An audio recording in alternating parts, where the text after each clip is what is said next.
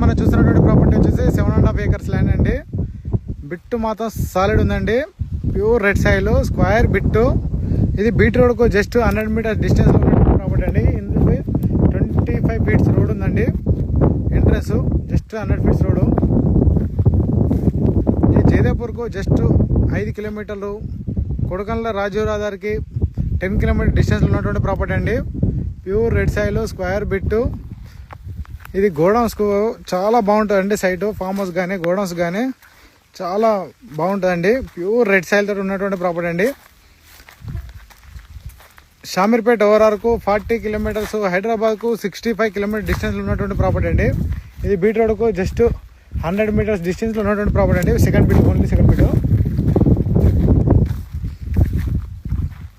Komuravelli Kondapachamma temple కూడా ఒక 10 kilometers డిస్టెన్స్లో ఉన్నటువంటి ప్రాపర్టీ అండి.